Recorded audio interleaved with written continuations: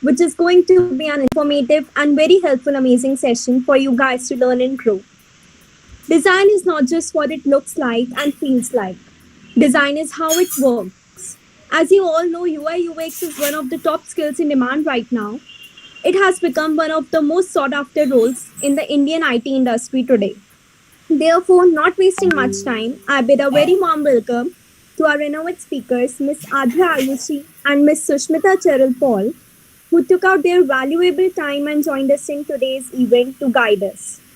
Ms. Adhya Ayushi is an IF graduate who is currently working as a product designer at Navi and has a good experience in the field of communication design.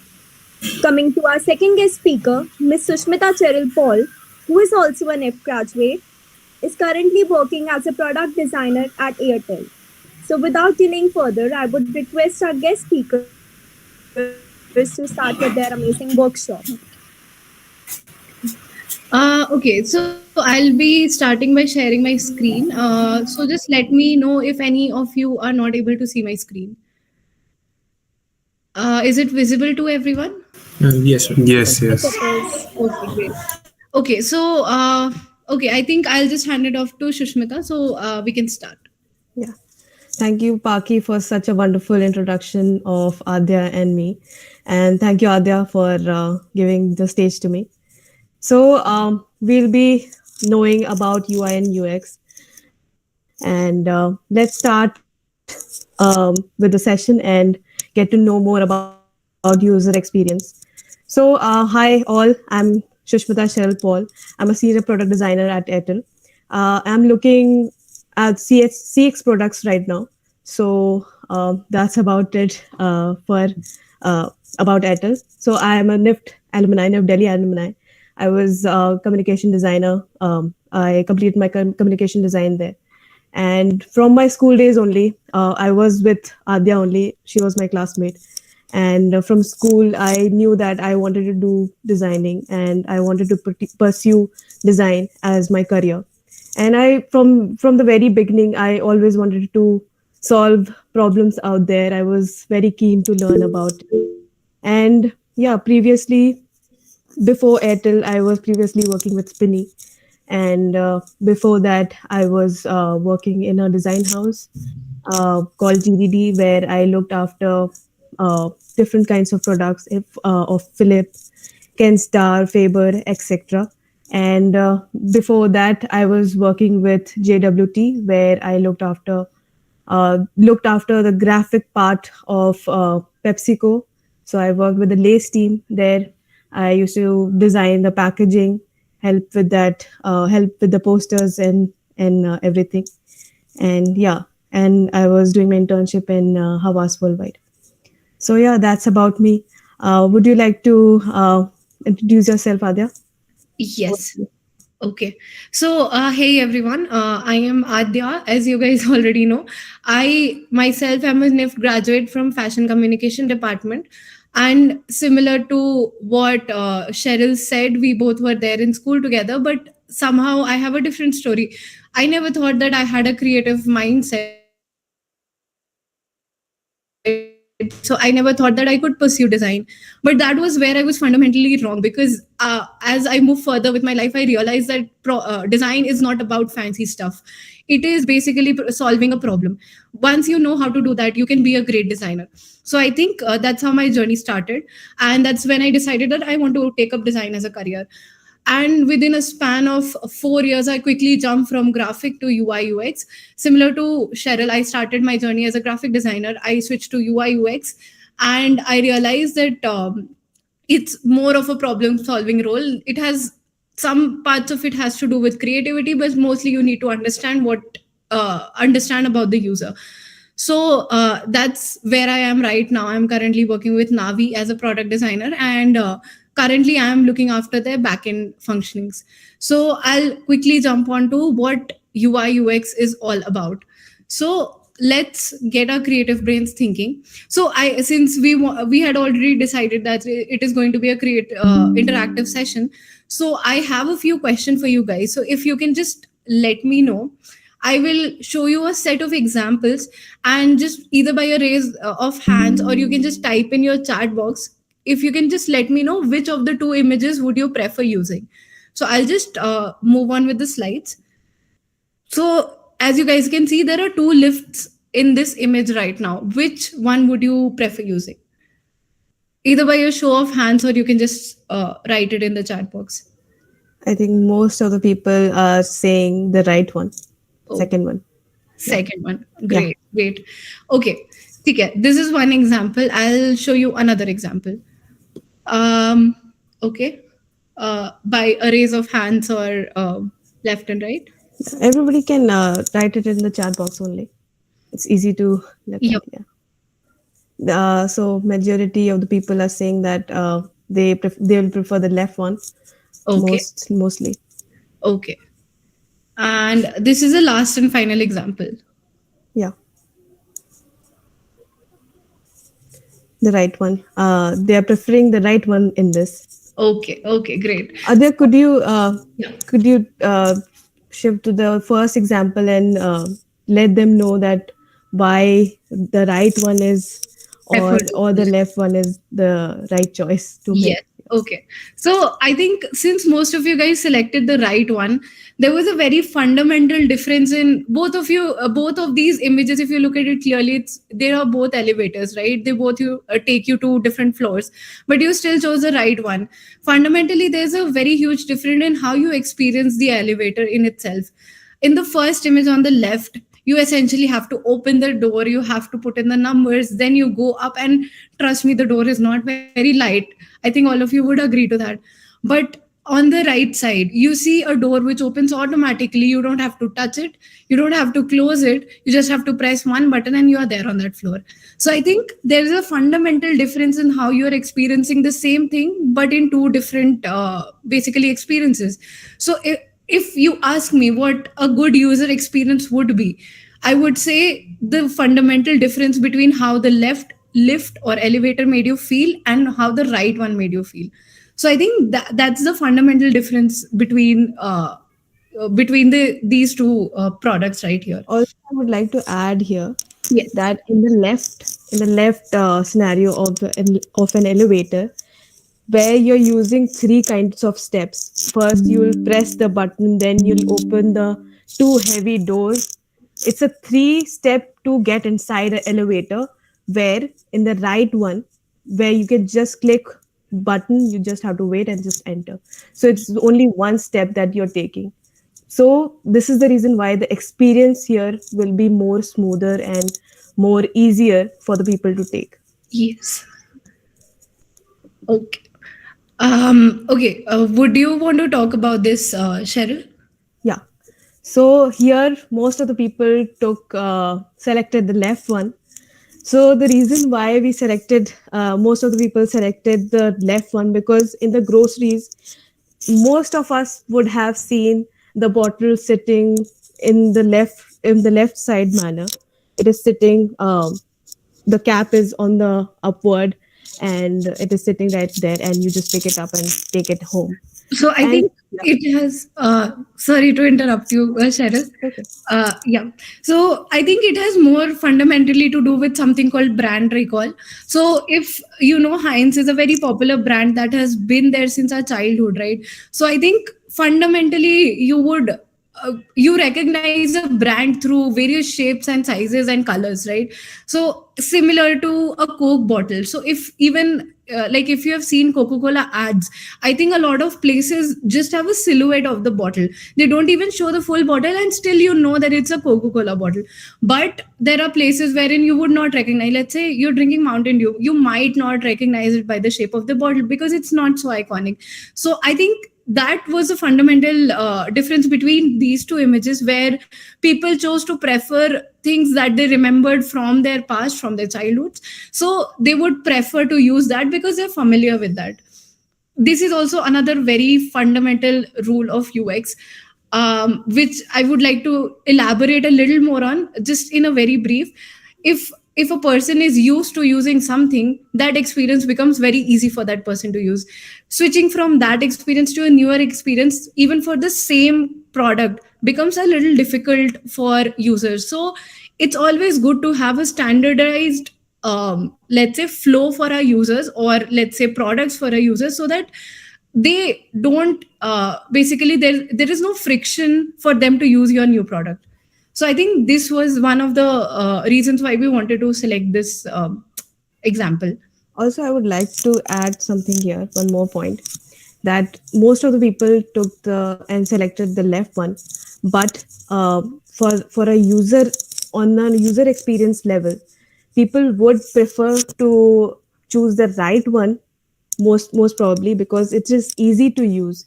You just flip open the cap from below and just you press it so that it's easy to take out the sauce, where the while the left one, you have to shake it and just Turn pull it. the sauce below the nozzle, and you have to pour it in a shaky manner basically. So Yeah. it's more of a difficult situation there, where you select the left one apart from the right one. So right one is more easier to use. So Yes. this is what the user experience tells us, that it is whatever is more easy to use is a better experience in nature. So yeah.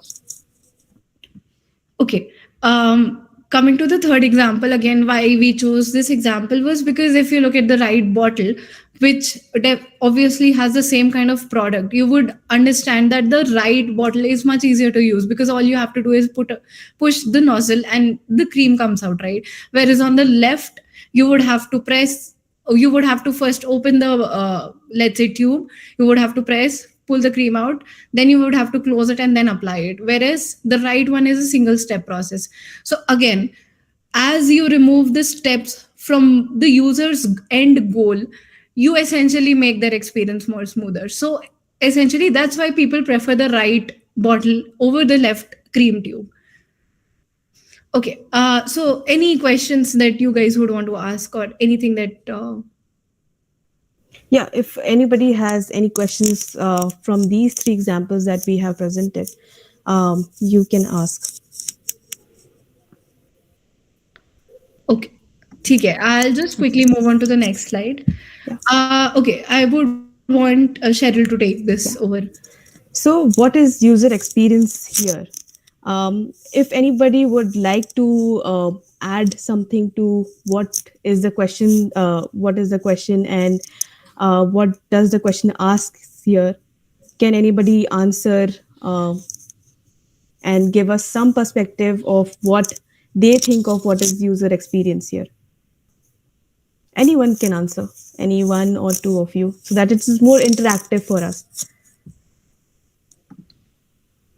If you guys want, you can just let's. Okay. So Tushar says how user interacts with the product. Yeah, you're right. Anyone who wants to answer or put it in the chat box itself. Okay. Okay, we'll move forward. Sure. I think user experience, what Tushar mentioned, is correct. So let's move on and actually understand what user experience is. So user experience is basically if you are sitting on a chair also, it is an experience, because the chair has given you a base to sit, so that you're comfortable and you're easy and you can work from sitting on a chair and you're very comfortable. So whatever a person is experiencing via a digital product or a appliance is basically a feeling while user is experiencing. So user experience refers to a feeling users experience when he's using a product or an appliances or a system or a service. So it's basically that. Adhya, would you like to add something to it? Yes. So, in let's say in a broad term, let's say you guys are using an Android phone or an iOS phone, right? Most people would want to switch to an iOS because you hear people saying that it has a very good experience. It has very good features, basically. So, what those features make you feel is that basically you feel good about having an Apple phone, right? So people generally tend to switch from an iOS to an from an Android to an iOS, right? Now why does that happen? Because you feel good while using that phone. So you now kind of have a basic understanding of what user experience does. Apple is one website which definitely focuses a lot on user experience more than technology. You would find them focusing on having a good UI. They would usually have good features that would make the user and make the user basically having the product enjoyable. So let's say if let's say if you look at features that an Apple phone brings in, you would see that almost let's say Samsung almost brings in every feature before iOS does, but still people prefer using iOS because it has a good experience. Also, I would like to add, sorry, Adya, to Yeah. cut you there. I would also like to add that when you're experiencing uh, why through a real life example while opening a door, for example, it's also a user experience that you are experiencing at a real time. When you drink water from your bottle, that is also, if you have a flip cap from by pressing a button and you just drink the water from your bottle, that is also a very good experience right there. So all these things add up to your user experience, so you can uh, understand from a good design to a bad UX basically in a real life product. And also, if you look at digital products, Amazon is a very good example where a 3-year-old child can also add the best product or the best toy in that digital platform to buy that basically, to check out from that whole navigation, from selecting a toy to buying a toy. So that's a very good example. Also, the Amazon platform. Okay. Yeah, Mayank has a question, I Yeah, yeah. guess. I want to ask that user experience may be vary to user. For example, a product XYZ having a red color, but I like blue product. So it can be varied. So what on basic factors will differentiate your product to have a better user experience? Okay, just one counter question here, Mayank. Yeah, Uh, what kind of product are we talking about? Like, matlab, can you give us yeah. a little more specific example? Basically, as a founder of an edtech company, I am thinking about the software products or maybe any hardware product too. That can be maybe Be by yeah, sorry. definitely. Yeah, yeah, definitely. This was Yes, just yes. example. So it would basically be defined by how it is fulfilling your need. So let's say you have two options of buying a car, right? You would definitely look at the exterior. You might feel good looking at some exterior, but you would definitely want to know what features are there, what suits you best, and then you would want to make that purchase, right? There can be a chance that some, let's say, a BMW bike might have a lot of better features, but at the moment, let's say you have the budget of some other bike, or let's say some other bike is just fulfilling your needs, that would become a better user experience for you because that is affordable to you, that is fulfilling all your needs, that is helping you travel, right? So you would base your purchase based on that. So whatever is fulfilling your need in the most let's say least number of steps, then that would basically be a good user experience. Let's say I'm just giving an example. Let's say for buying someone who is really into bikes, let's say that person wants to buy a BMW bike and probably does not have the funds for it, so they might have to just take an additional loan or maybe get some funds from somewhere. So that would just be an additional step in making your purchase. So the number of steps you reduce to meet your end goal, that would define your good user experience. I would like to add to Mayank's question. Yeah. So Mayank asked that why should we use red or blue for a CTA, right? Mayank, hello. Not only for the about colors, but basically, like if I have planned a software, but maybe that software will be accepted by some and not by some users. Hmm. So what are the main factors we will talk about after designing a particular thing? So in terms of colors, if I want to answer your question, so in terms of colors, red is more prominent and used for a error related states, where you flash the product by giving red colors, that this is an alarming situation and you have to act upon it. There you give red colors, and blue colors are basically more trusting colors for certain users, where they feel comforted, and they would make a choice of buying. Or so all these colors also has different stories, what you choose for certain buttons and certain scenarios. So all these colors have stories. So if you look at color psychologies of the color chart, so you'll get to know more about them there. And choosing a product, basically, if you're designing a software product, and why would people choose it, it depends on your business and your requirement of what you're designing, and how you want your users to uh, look at your product, what kind of journey you want to give them. Will it be a lengthy one, or will it be a very short one where you give them crisp answers in 1 2 3 steps, and you get to the end of the journey? So that talks about your requirement there. So yeah. Also, Mayank, if I'm understanding correctly, are you in the process of building a product or a website or something? Yeah, I am building. Okay. Currently, I am in the process. Okay, so just to give you a brief idea on how we actually do it in the industry. So let's say you've already built a product, right? Now you want to understand how what is working well for the users, what is not working well for the users. So there are 2 3 softwares which allow you to do so. So there are let's say I was, at least when I was in coding instance, I was using Zoho PageSense, which made basically a heat map recording of how users were interacting with your websites. Now let's say there is a screen, and you have placed a button and you want the users to click on that button, right? That would fundamentally lead them to whatever part of the journey. So let's say you have already built that, but you find that users are not clicking, which you will be able to find through these third party websites. So you might have to, if you are not comfortable with Zoho, you can look for other tools as well, but I think Zoho is a free tool. So once you have an idea of where users are clicking most, you would want to place your button or make that journey accessible to them at that point on your screen, right?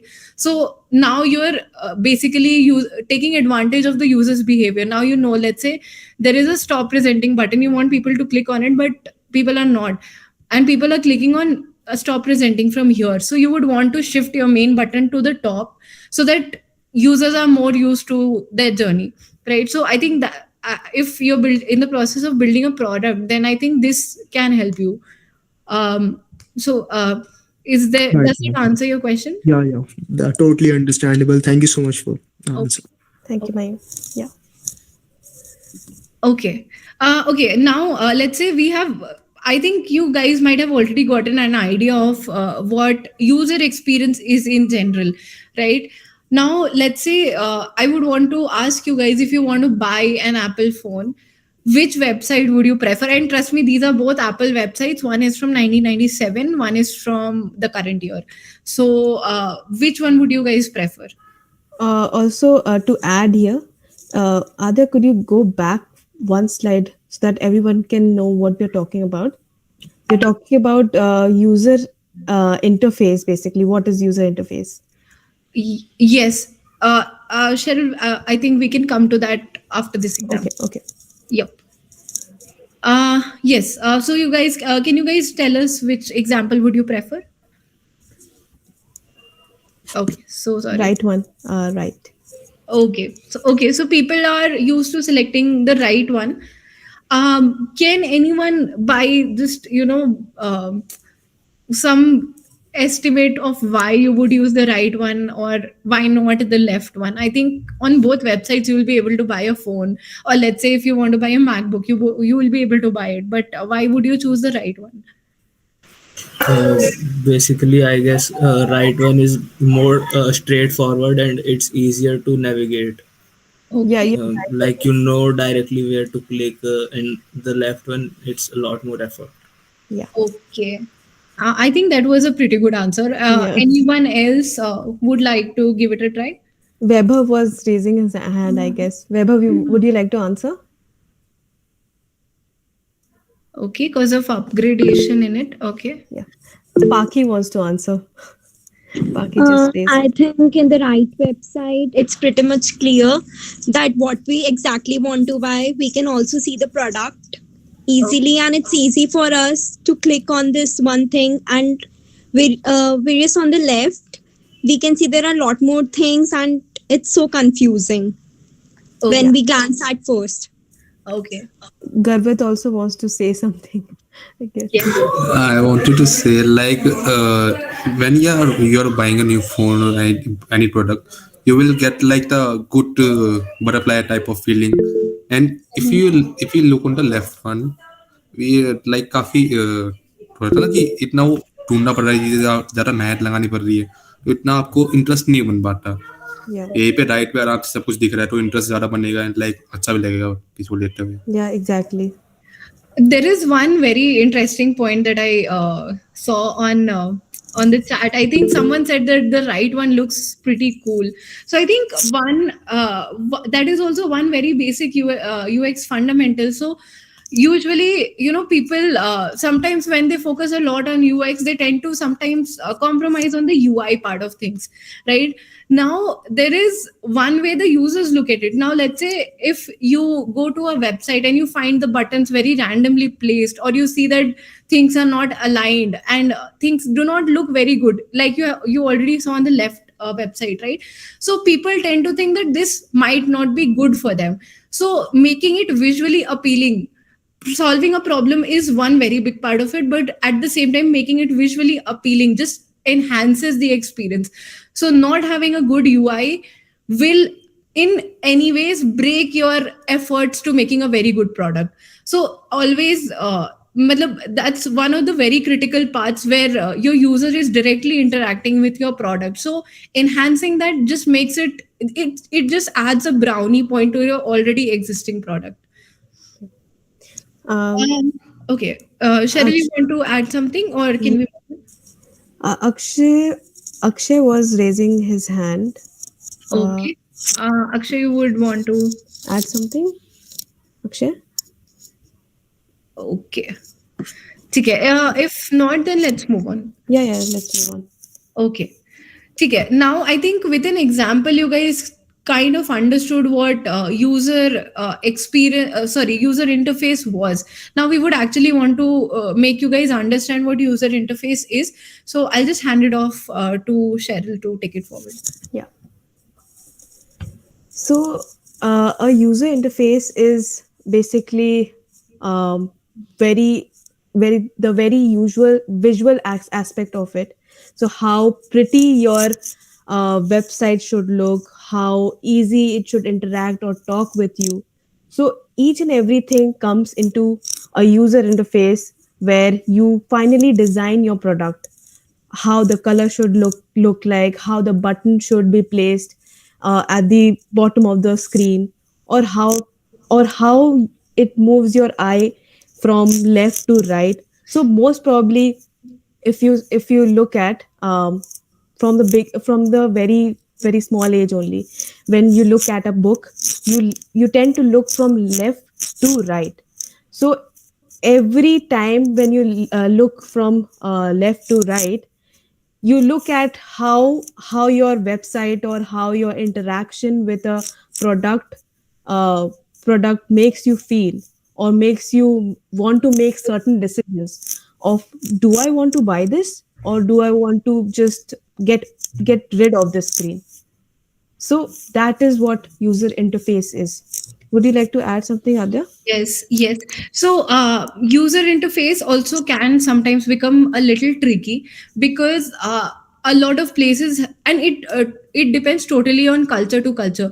So, let's say, and I'm giving you a very basic or generic real life example. Let's say in India, when a bride gets married, she likes to wear a red outfit, right? Usually white is not preferred because white is usually worn when a person is in mourning of someone who just passed away. While in Western cultures, if you see, people are used to wearing white on their weddings. Now why does that happen? Because white as a color defines something else to one culture, as well as it defines something else to another culture. Now that's where it becomes tricky, because there can be instances where you design something which is basically the first interaction point of your user, and you design something which is, let's say, culturally not appropriate. And by that I don't mean something very obscene, but rather using colors which do not go well together, or which mean something else in their culture. So that becomes a little tricky for them, for designers to design, because depending on culture to culture, the meaning of colors, the meaning of shapes, let's say the Nazi symbol, if you tilt it, it becomes a swastik, right? So it can vary. Basically, symbols and UI elements can vary from culture to culture. So you need to, while designing, you need to keep in mind your user base and design specifically focused towards that. Because once you start moving away from your user base and trying to understand what they feel like, so you will not be able to design a good product. One very recent example, and this is a real life example that I faced in my organization. So I am not from Bangalore, and I'm currently staying in Bangalore, working for a Bangalore based company. So a lot of the users are from Bangalore. So I had to make a drop down where I had to make an agent select the kind of language that they would want to use. So me not being from this city or this state, I just wrote that you can select Kannada as a language. But apparently, I got to know later from my colleagues that if I use that word, it will be a little like people might just get offended, because that language is called Kannada, not Kannad. So that is where the fundamental difference lies, right? So if I did not take my users' need into, or their feelings into consideration, it might just have offended them, and they might not have wanted to use that. So again, very generic example to tell you what how UI elements can make a difference in your users' lives. Okay, I'll just move on from here. I also wanted to add something there. Could you Yes, just go back yes, one slide? Yeah, I also wanted to add here that, like Adya said, it depends on culture to culture. Similarly, when you design for a business, if you're working for Airtel, the red branding is what Airtel talks about in their branding, in their business basically. So that's their mark. So how a business has created their visual language, it depends on how each and every product talks to your user base. So 300 million people are using Airtel, so they would want to see a certain language which talks about Airtel only. If Geo is building their products, they will talk about blue color, and their basically color story, and how visually they talk to their customer base. So how colors and visually they talk basically, so it depends on different business to business how they create their visual language. yes. So yeah. Okay. Shall we move on? Yeah.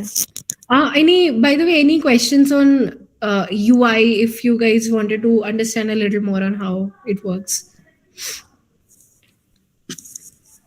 Okay, I'll just move on quickly. So let's say, again, with an example, I would want you guys to understand something. Like from this chart, you can see UI and UX are different, but there is a very central overlap between the two, right? So I would like to give you an example of McDonald's. Now, let's say if I think everyone must have gone to McDonald's, right? So in their store, once you enter, how that entire environment is making you feel. Or if you go to a fancy restaurant, why would you want to go to a fancy restaurant? It's not that you want to spend a lot of money, right? You want to go to a fancy restaurant for the experience. Now if you are low on budget, or if you want to give a party under budget, you would want to go probably to a McDonald's and make your friends happy or make them eat, right? So let's say that defines the user experience of the brand. Now that user experience basically is how McDonald's is making you feel. Now the second part of it will be how the UI is making you feel. Now if you look at the colors, it's basically yellow and red, right? So if you look at these colors, you instantly kind of recall in your mind that okay, this might be something related to McDonald's, even if you don't see the McDonald's ka golden arches on the let's say packaging or wherever you see those colors, right? So that color theory that they have defined for their brand, which is yellow and red, and the kind of way it makes you feel once you enter their store, or how their food makes you feel, combined together, that makes the entire McDonald's brand. Also one part of the experience would be how fast they are delivering food to you, right? So that makes it very convenient for generally the customers, because let's say you're in a very let's say you're in a hurry and you want to eat something very quickly, you would want to go to a McDonald's. So that provides you convenience, and it's cheaper, and it has a good color language. Also one more thing that I would want to define about why they chose those colors was because if you look at red and if you look at the color theory, you will understand that red is a color that kind of promotes hunger inside you. And I think it might sound a little funny to some people, but if you look at very big food brands like KFC, let's say Pepsi, Coca-Cola, all of these brands have some red color infused into their logo. Either it's fully red, maroon, or let's say Pepsi has blue and red mixed with it. So these are the basic color theories you would want to understand before you are going into the UI part of any of your products.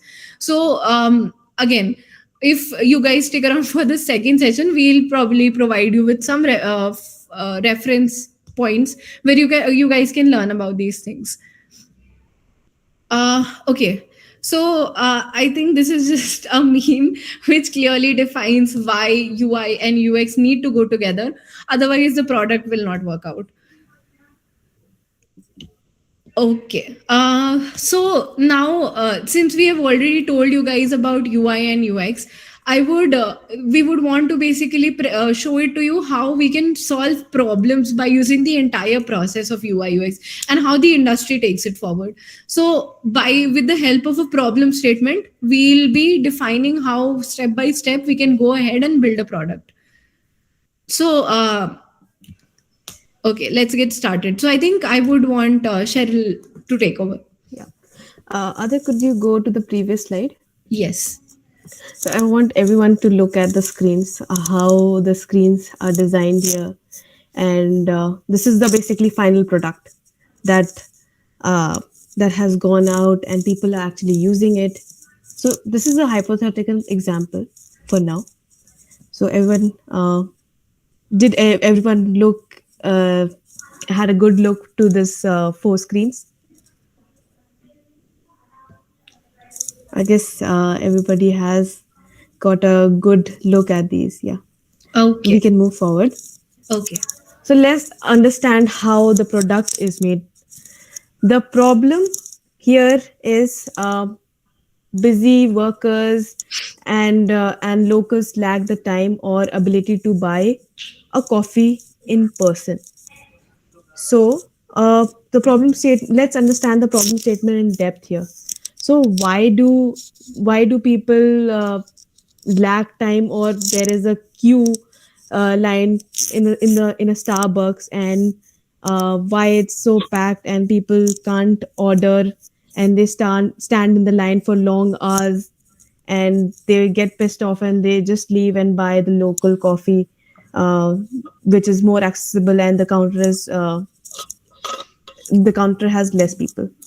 So most of the time this happens. And how can we solve this problem? Let's get to know that. Okay. I think first let's start with the challenges. If there is a busy coffee counter, the challenges that would come into basically making a good solution. So by challenges, I would basically, how you can define these challenges is that you need to be very observant. So if you are good at observation, you would understand that if there is a long counter, people are getting frustrated because they are losing out on time, right? It becomes very long to, go to the reach the counter, order, place an order, and then wait for it again for half an hour, right? Now the distance, there can be chances where people who are craving coffees are sitting at home. They do not want to actually cover that distance and then again stand in a line to get that coffee, right?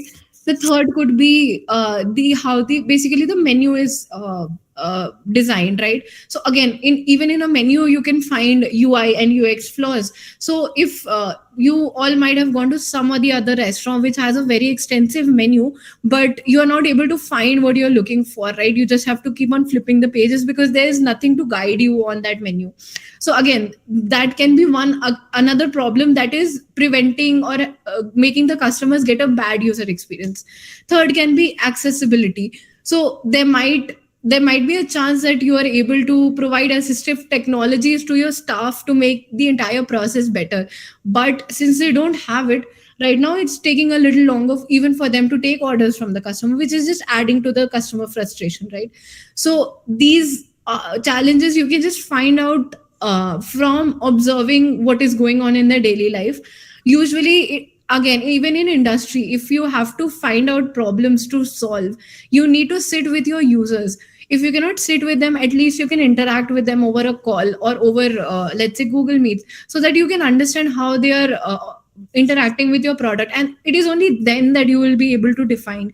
So another addition to the question that Mayank asked, if you're not able to recognize the problems that users are facing by interacting with them, you might not be able to enhance your product to a point where they are preferring your product over someone else's product.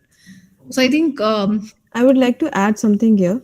yes. So, when we were looking at the problem, uh, most of the people might be thinking that why this problem, and what can we do for this particular problem. This is a very common problem. So, some problems and most of the problems can be common for some people, but it can be different for some people. So like Adya said, you have to sit with your users.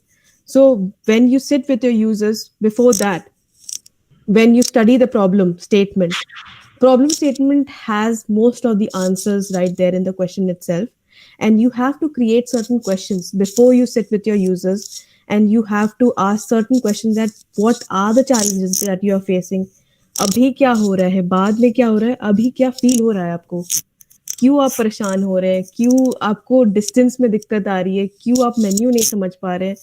So each and everything counts to your final product.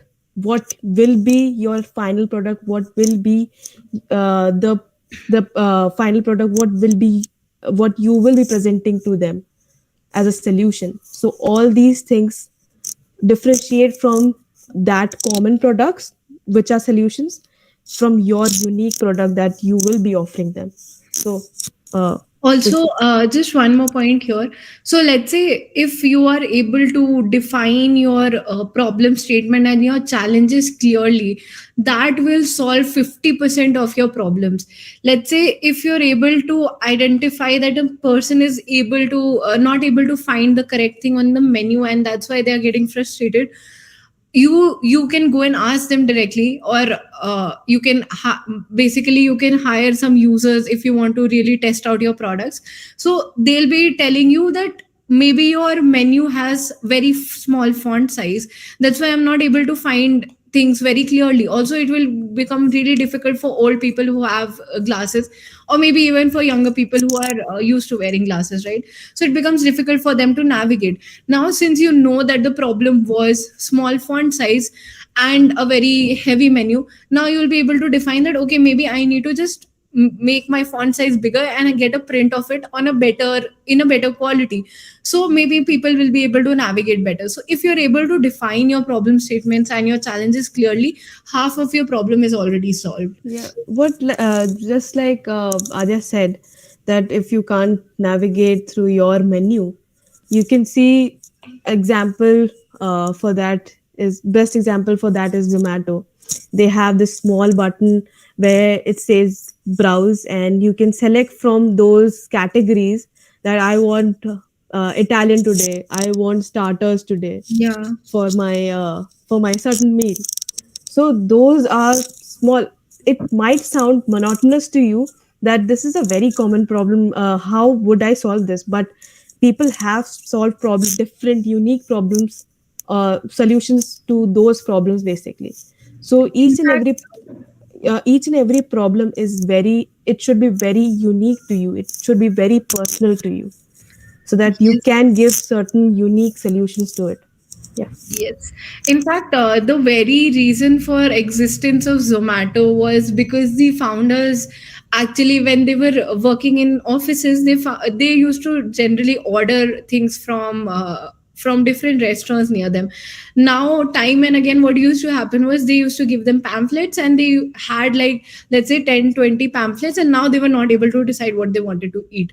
So to solve that problem of ordering food, they build an entire company which now has a very big competitor in its own. So I think that's how you try to find problems and find solutions and build brands out of it. So again, since now we have already defined the problem statement of a coffee shop, and we have already placed some challenges in front of you that the people might be facing while they are visiting the coffee shop, can any one of you tell us how you would approach this problem? So by commenting on the chat section. Yeah.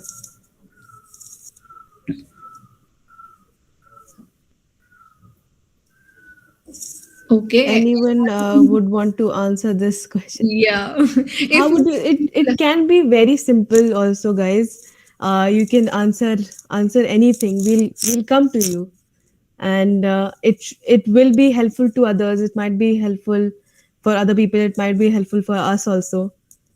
Uh, Looking from a other perspective, new perspective. So anything, whatever comes to your mind, please put it into the chat box or just unmute yourself and speak about it a little bit.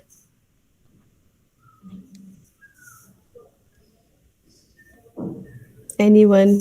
Wild guesses. I think people are getting a little shy. Yeah, it's okay. It's okay. Then let's move on. Adya. Yes, Yeah. yes. Okay, so now Yeah. we are at the solution. Paki is asking something. Yeah, Yeah, yeah. like yeah. We are asking for solutions only. How would you approach this problem statement, Paki? Can you go to problem statement if possible once again? Yeah, yeah.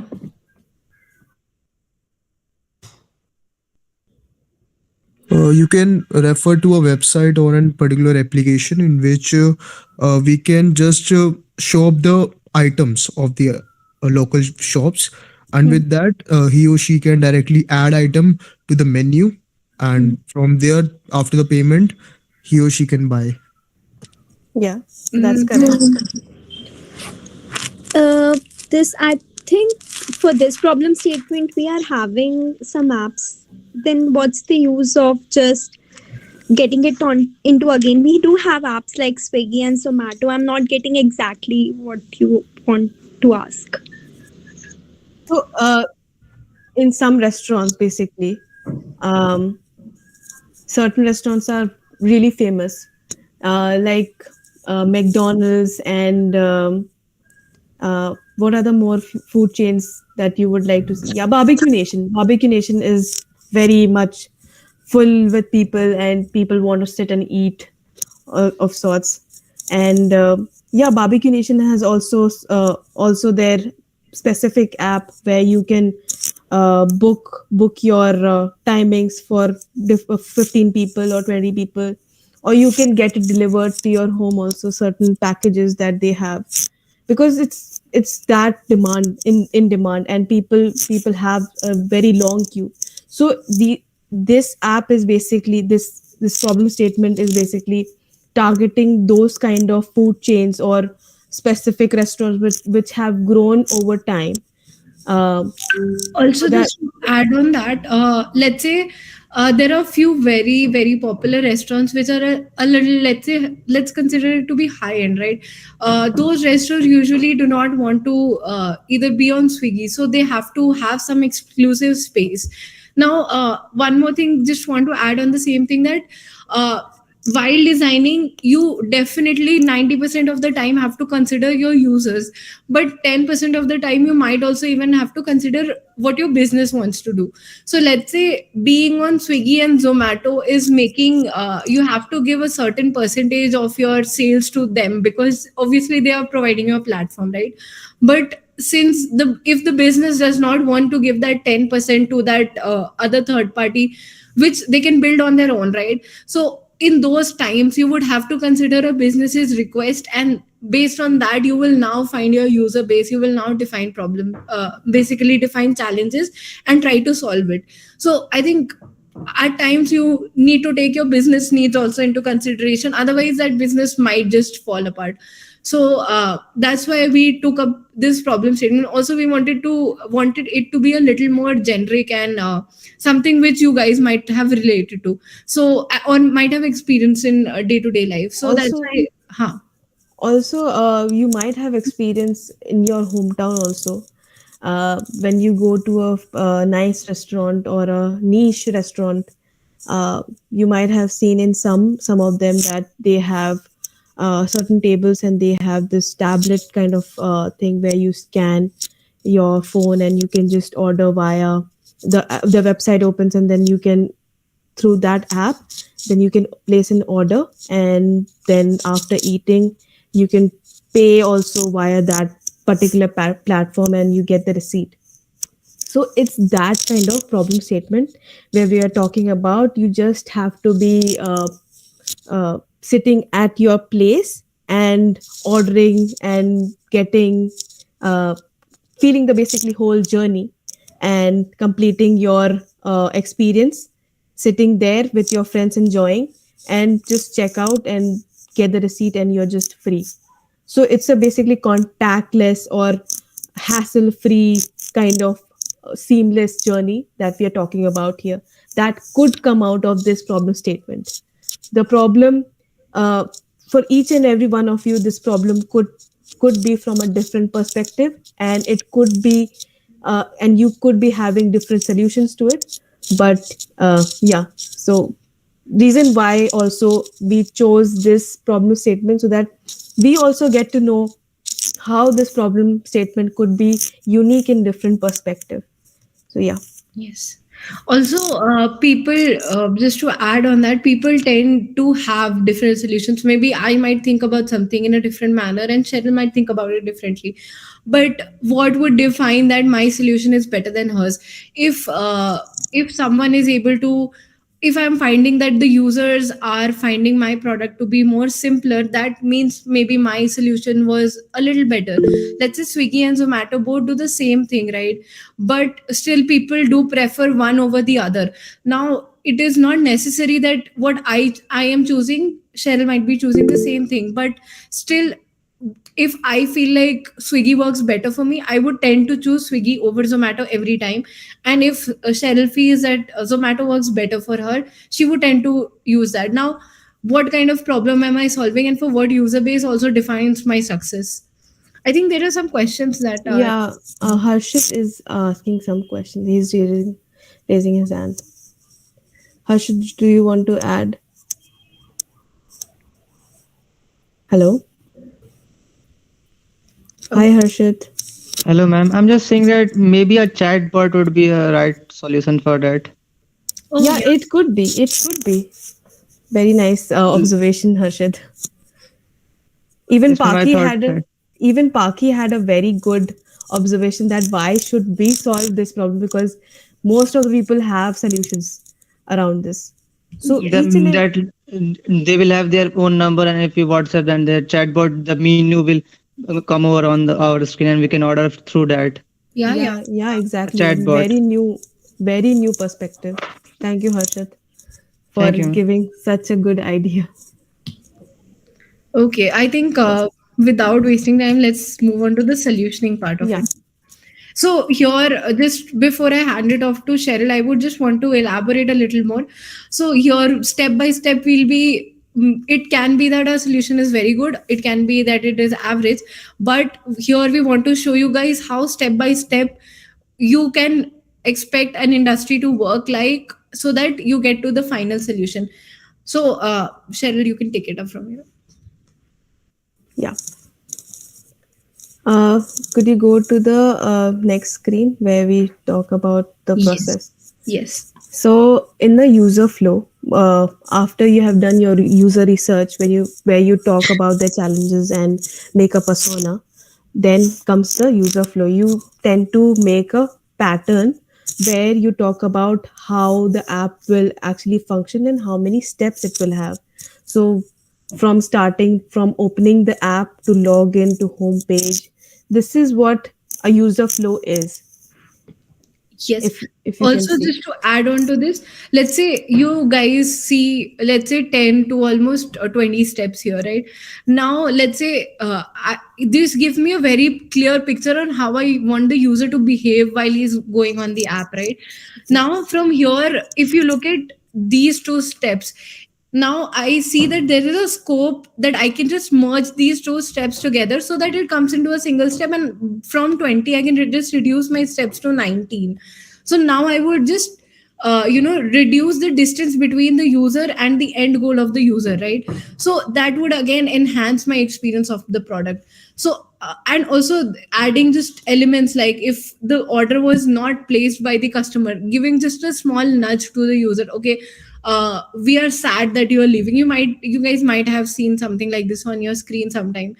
So sometimes brand tend to do this so that people are not leaving from one step of their journey to the other step, right, without achieving their end goal. So adding those kinds of element in this entire user flow will help you enhance it, because now you have a very clear picture of how you would want your user to interact with your product step by step. It's basically like a game where you want your user to hop from one Yeah, place to another. actually. Okay, Yeah. just moving on to the next step. Yeah. So, Cheryl, yes. So in a paper wireframe, what you basically talk about, so that user flow turns into different screens where you interact, where you want your users to interact in a specific manner, where your home screen will, where you want your user to put their particular details before they um, start on the journey. So the paper wireframe talks about that, what skeleton you want your user to look at and what steps you want to give to your users.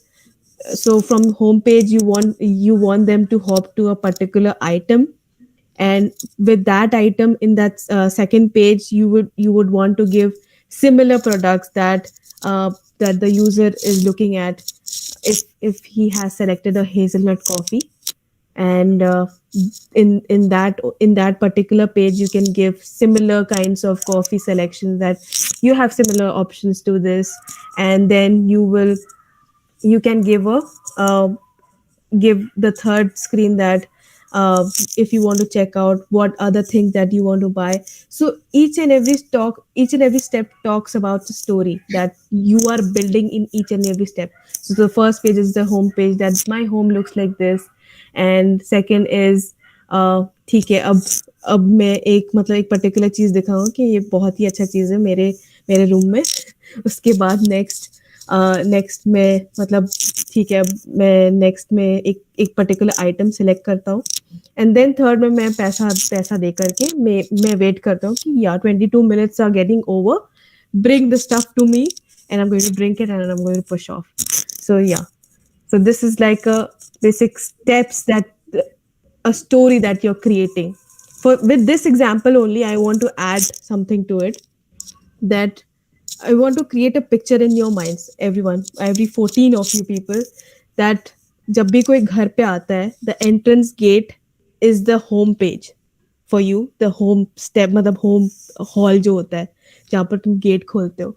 And then वहां से वो hall room से जो भी room, जितने भी room है आपके, 5 रूम है, 2 रूम है, आप वो सब पेजेस हैं आपके, सब पेजेस ऑफ रूम्स हैं। And then you make the user come into your rooms एक व्यू दे दिया आपने अपने रूम्स का, फिर आप चेकआउट कर रहे हो कि हाँ यहाँ से आपको कुछ सेलेक्ट करना है इस रूम से, पर्टिकुलर रूम से, और फिर आपको फिर बाहर निकलना है होम से. So you can look at that example. That's a very strong example where you can tell other people also that you can navigate from a homepage to a checkout page, how people are interacting with your uh, with your star product basically. So the paper wireframe is a very important step where you create a skeleton from where you want your users to navigate from one page to another. Yes. So we'll quickly jump on to the next step from here. So let's say now you have made a sketch already of your, like you can see in this image, right? You've already made a basic sketch of how you want the users to navigate. So if you guys can see, let's see if I can zoom on to this. Okay. Yes. So let's say this is my login screen. So I know that I want my username, I want their password, and I want them to log in. Right. From there, they would enter the screen. They would quickly look at the menu, go inside the restaurant's page. From there, select the item that they want and just quickly check out from here by reviewing their order. Right. So basically, this is the step where you are defining the entire skeleton of your product. Now, once you have already done this, since it's a rough sketch and you might not be able to use it with your users to understand if they're understanding your product or not, you would have to create a low fidelity wireframe.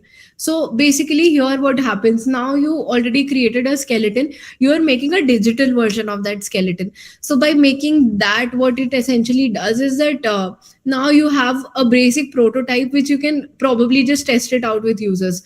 Maybe in a sketch they would not be able to see category आपने कहाँ पे डाला है और products आपने कहाँ पे डाले, but once you create these low fidelity wireframes on a software like Figma, you will be now able to tell your users that okay, now this is the home screen where we are welcoming you, this is the category where you need to search for your products. So this is how you kind of test it out with your users before putting in the entire effort of building the product, designing the end visual aesthetics for it, and putting in a developer's or a front end developer's efforts to build the entire thing. Rather than that, you can just have a quick idea कि users को क्या समझ में आ रहा है क्या नहीं आ रहा है, then based on that you can just reiterate whatever you have made previously. Also in this stage, this is the stage where you in your business setup in your offices tend to review your work basically. So basically teams sit in this stage and discuss what works and what not works. So this is a stage where most of the iteration comes in picture, where you have to do a rough sketch 2 to 3 times or 4 times or 5 times until you get the right journey, Yeah, right experience. and I don't think anyone would want to build the final product and keep having to make changes on top of that. Yes. Rather than why not just make it a small, let's say, wireframe mode and do iterations based on that, because moving things here would be much easier than moving it in the final Yeah. version, right? Okay, now quickly jumping onto the high fidelity final product. Cheryl, would you want to take over? Yeah. So in the high fidelity, when your journey or your story has been created, now this is full with colors and with final pictures that your user are going to look at, how the users are going to interact with your whole journey, or how you are going to place it for them. That matters here the most. And in this scenario, you tend to bring in users, the real users, and would like to look at would want them to look at this product and use it and tell you guys that uh, yeah, this is working really well, or this could be here, this could be placed here. So in this step बस final changes होते हैं. तो Yes. इसमें बहुत ही minute changes होते हैं, but it will bring out the best product finally when you do the user testing in this stage. Also, just to add on top of what Cheryl mentioned, if you look at some of these screens, you would notice that your eye is directly moving to some points, right? Some points which might be highlighted with these blue colors. So why are people using certain specific points to make your eye movement reach there? Now this is a very basic fundamental UI practice where people tend to use bolder colors like they have used here to basically shift your eye movement to the most important point, which will help the business eventually turn a maybe probable sale into a final sale. So let's say, as you can see, I've already selected my cappuccino, right? But what am I able to very quickly look at on the screen is add to cart. Now why I have placed it on the bottom of the screen and why have I used a blue color? Because in this whole neutral background, this blue stands out a lot. Also, since it's on the bottom of the screen, I can very easily tap it. Like maybe if it was over here or somewhere else, I would have to hold the phone with both my hands and try to click on top of that, right? But since the button is at the bottom, I'll just quickly press on that button and move on to my next step. That becomes very helpful for the business. Even if it's for a split second, you would not realize how much of a difference it would have made if the add to cart button was not placed right there. Even if you look at Swiggy or Zomato or any website, you will find they have used these visual cues to guide a user throughout their journey so that they're able to reach their end goal and also fulfill the promise that they made to the business very quickly and swiftly. Right. So Also I would like to add to this that in this stage, interaction where this one particular when you hover to a particular picture, it reacts in a different manner. कोई animation होती है यहाँ पे. So in this high fidelity stage, interaction का भी बहुत ज़्यादा play होता है. That how when a user is selecting one thing, how it reacts. Does it have different animation aspects to it? Does it have different videos added to it, or something very fun to look at? So the high fidelity is the final thing that you would want your users to look at. Yeah. yep. Okay. Nick has a question. Adhya. Yes. Yeah, ma'am. You can go. Yes, ma'am. Adhya, ma'am, you currently have worked with the coding ninjas, if I'm not wrong. Yeah. So, even I am also working in an e-tech company, as I said. So, what are the major things which we have to take care of for the user interaction? If I will just launch my project in upcoming days, so to have a better user interaction of an e-tech sector domain, so one which things किस चीजों में मैं ज्यादा ध्यान दूं? So can you tell me, is it a platform more like Udemy? It's a platform like not providing the particular courses, but for notes, IPU network notes. Okay. So if I have to tell you a little from what I learned at Coding Ninjas about edtech, क्योंकि students are a little more fickle-minded than adults tend to be. Right. And उनका attention span काफी कम होता है, right? So you need to have like let's say an enhanced user experience, or let's say gamification. So gamification is also one very interesting term that's just an enhancement of let's say user experience, but it provides your product to the end user in sort of a game format. So what I realized was once we provided those kinds of elements which made the user feel like using the platform was more like a game, it helped them stick to the course better. Also, if you provide, let's say, for us at least, we provided our students, once they completed a certain chapter or a module, we used to provide them with badges. Now those badges, what they used to do was, again, since it was a gamification theory that we had used, so let's say if you're playing a game, you reach a certain level, you get something. Now that is nothing physical, you don't even have to put any extra effort or money in your business to give that badge to a student. But what that does to the student is it provides them, let's say, a form of gratification where they would want to come back to your product because that product is making you feel better. Now let's say there was a product called Code Studio. I'm not sure if anyone has heard of that, but Coding Ninjas had a separate entity called Code Studio. Now there we provided free courses or let's say questions to solve, but there were a lot of other people in the market doing the same thing. Now, what differentiated us from them was that we used to provide it in the form of a gamification aspect, and we used to provide it in a very let's say step by step manner. So we would say that you have 100 questions to solve, but probably you need to solve this first. So it makes the user feel that you're guiding them, as well as it provides them an instant gratification once you give them something for achieving a step. Right now, the same theory may apply to even Instagram. Let's say you're liking a picture, you have uploaded a picture, people are liking your picture, right? Now that is nothing physical, but it makes you feel good by you just by the number of likes that you got. So that again becomes a form of gratification. So if you're building an edtech platform, I would say provide some form of gratification or some kind of happiness factor on top of your already existing product, because that would help your customers stick with your product more often, and avoid them from going to other competitors. Because again, keeping your user base in mind, it would be really really beneficial for them if they have some form of gratification. Because there is a lot of competition in the market. If you're not doing something additional to our product, we might not just make it in the market.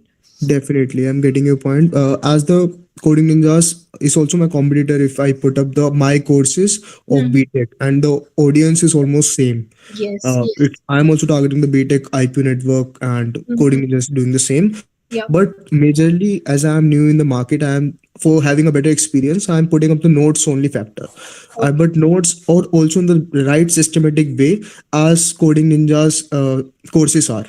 Mhm. If you put up DSA C++ course then पूरी playlist होती है उसकी milestones होते हैं एक बहुत अच्छा factor मुझे कोडिंग इंजीनियर्स का अच्छा लगता है जो सर्टिफिकेशंस होती है उनकी हाँ दे हाँ. Provide 90% above certification will get Yes. Yes. golden certificate in that. So ma'am मैं आपसे सजेशन ले रहा था जैसे नोट्स वाली चीज़ है इससे आईपी नेटवर्क में क्या होता है बच्चों के मिड टर्म्स आते हैं तो वन डे बिफोर नाइट हमें पता नहीं होता कौन सी चीज़ कहाँ से करनी है तो हाँ. They can get in minimal cost like only 100 to 200 to 300 in Okay. my three models. So मैं ऐसा क्या फैक्टर ऐड कर सकता हूँ नोट्स के बीच as I was thinking to add on resume building and placement sessions with the mentors of mine Hmm. But कुछ ऐसा फैक्टर जहाँ पे मुझे एडिशनल अपना ना कुछ डालना ना पड़े बट Hmm. अपने वो उसी भी रहे सॉफ्टवेयर में रहे और मैं उसको कर लूँ Okay. So I think. LinkedIn, I guess LinkedIn is a has a very good example for this. If you look at their e-learning platform, LinkedIn, so या so it reconnects their what your question is. If I should create a resume kind of a thing there. So LinkedIn का जो पहला ही मतलब पहला screen होता है where you have your name, where you work, your experiences, और फिर आप मतलब उसको reconnect कर सकते हो e-learning platform से दोनों को एक साथ. तो वहां से आप काफी अच्छा एग्जांपल ले सकते हो. Yes. So Also, just yeah, Cheryl, you were saying something. no, go on, Okay. Adhya. Yeah. Okay, so I think when Cheryl was talking, just a random idea struck me. Maybe you can go ahead with it. It does not. It would not require any additional, let's say, input from your end. But let's say once your students have finished the course, you can maybe make a group or let's say channel of some sorts where you can connect them with people from the industry. Because let's say your user ka goal is to come onto your platform to learn something, right? But maybe uska end goal, at least I'm coming from a coding ninjas wala perspective a little. So their end goal was to get placed in some good organization. So what we used to do was we used to have Slack channels on every single one of our batches, and I think you could also interact with your own peers, right? So that made it more of a interactive website where you know that these are people from the industry. Maybe I can connect with them and get a future reference or of some sorts. So maybe you can create some type of a let's say community in your website which can connect your students to someone from the industry if that is their end goal. If not, then maybe we can sit together and brainstorm it on a little later, where you tell me what exactly the problem statement or what the end goal of the users are. Agar unka end goal sirf exam clear karna hoga, then maybe we can come up with a different solution for that. But like Adya said, that chatbot जैसा एक scenario हो सकता है. So Hmm. LinkedIn is already doing it. That it connects different people from different fields and connect them via chat via their profile, where they connect, and they now have a e-learning platform also where different courses that people can select from. So everything that you guys are talking about, I think you have a very good example from LinkedIn, where you can take those example and create a unique product for yourself, Mayank. Yeah. Definitely, ma'am. Thank you so much for this session. And Adhya, ma'am, I will request you to accept my request, and same for Sushma, ma'am. Okay. Because Yeah, yeah. I just want to get over the things of UI in my platform. मैंने platform बनाया नहीं है, but मैंने purchase करा है from a third party. So I don't have any time to make and hold the hand of front end back end संभालूं. But design मैं कोई भी change कर सकता हूँ. बस मुझे उन्हें बताना है कैसे करना है. ठीक है. So Okay. please help in that. Thank you so much, Yeah, ma'am. sure. Okay. Okay, I think now we are at the last slide. So let's quickly wrap this up now. So it's a Sunday night. I think you would all want to go and chill sometime. So I would like it to end it on a good note, because I would want you guys to understand if you're made for this field or not. So by there are very few fundamental things that you would want to have as a skill that would define that you can be a UI UX designer or not, right? So let's say if you like solving problems, there are problems in existing in the real world, and you have good solutions for it. If you, let's say, I once upon a time wanted to solve the waste management problem. I came up with a lot of ideas. I sent it out for even for this. I think some government startup program. Unfortunately, I could not go through because the competition is really tough. But let's say you have a good idea for solving a very basic problem, then you can definitely go into this field. This field is definitely for you, because you are able to identify problems, come up with challenges, and find a solution for it, right? Second is, if you are a person who gets bored really easily, this field is definitely for you, because it is continuously evolving. So by this, what I mean is, let's say few years back, I think before pandemic, if any of you have ever tried trading or have heard about Upstocks, coin switch or stuff like that, basically trading platforms, so you would know that earlier the youth in India was not very keen on investing, because they feared on losing their money. But what UI UX designers did in that field, they fundamentally changed how people think about investing, right? So if you look at Upstock's app right now, you will go and understand every single detail that you would want to know about investing, and you can invest your money or your savings into a good stock. So what that would be is basically you're financially planning for your future, right?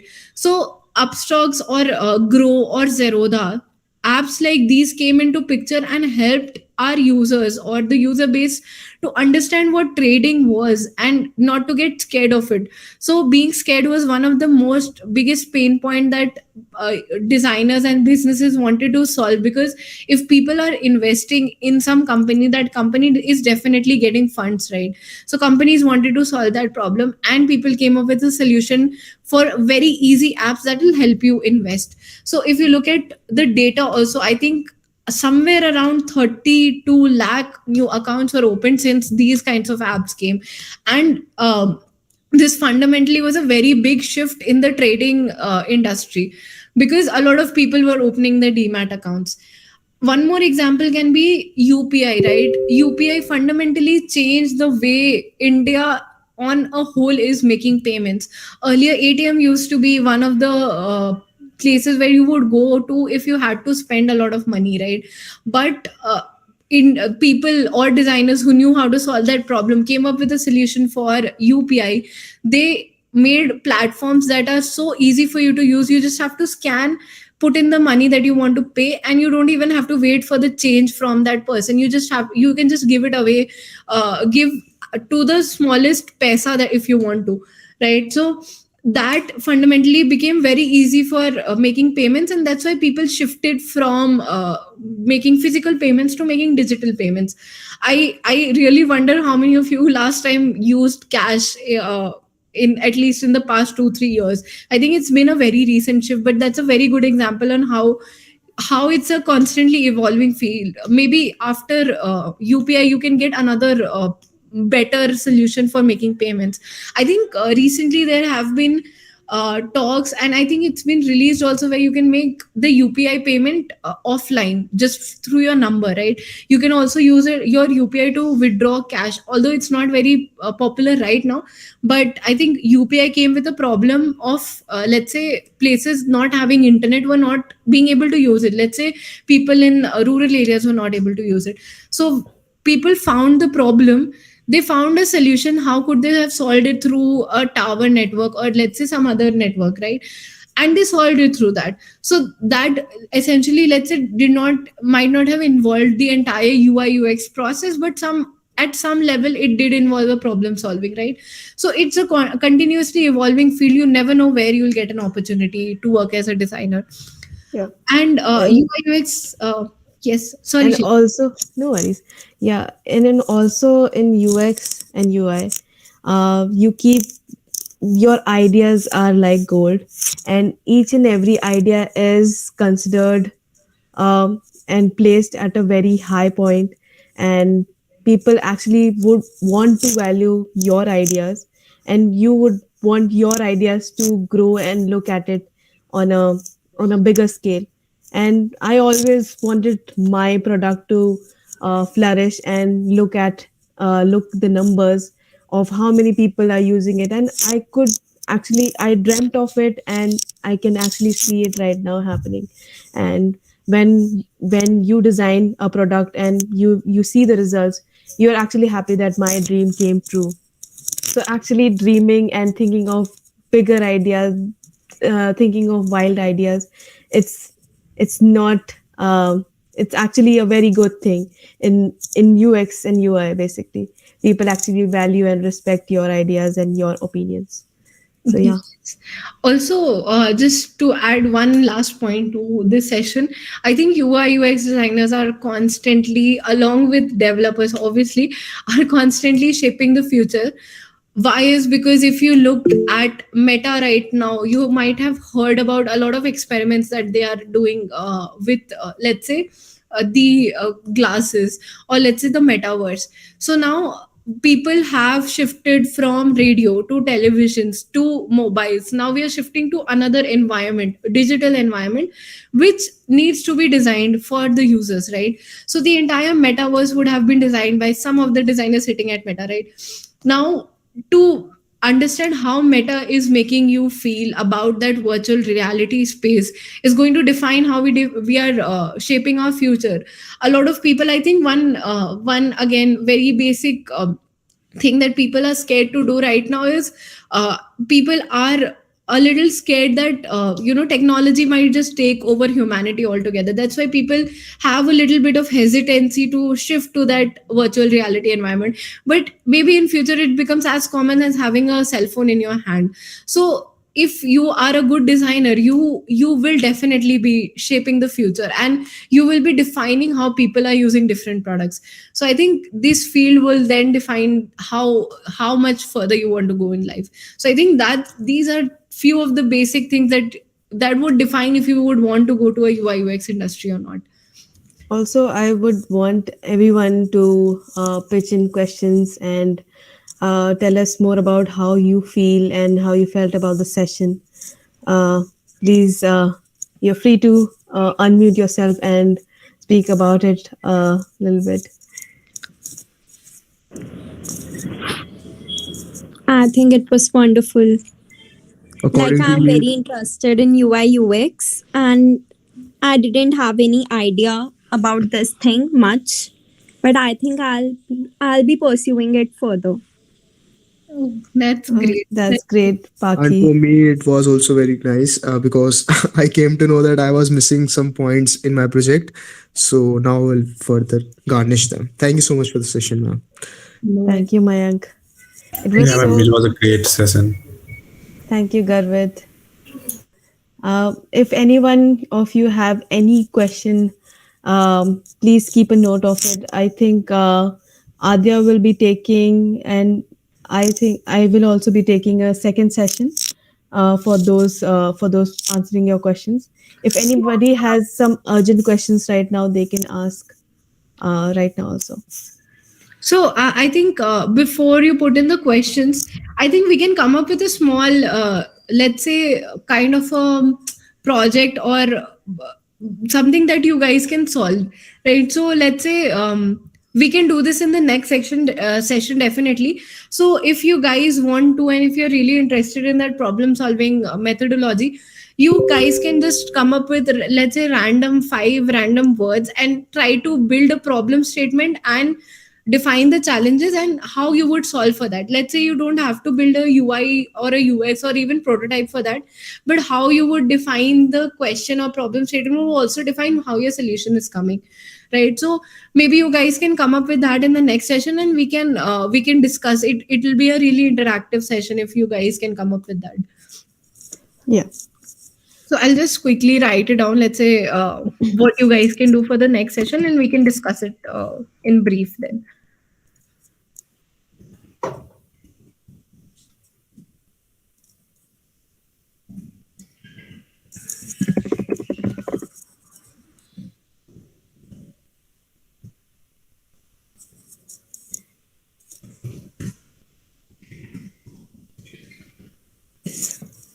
Also, guys, I would like to take this moment and thank every one of you to be a part of this session, this wonderful session that we all together created and got to share some ideas and some stories with you.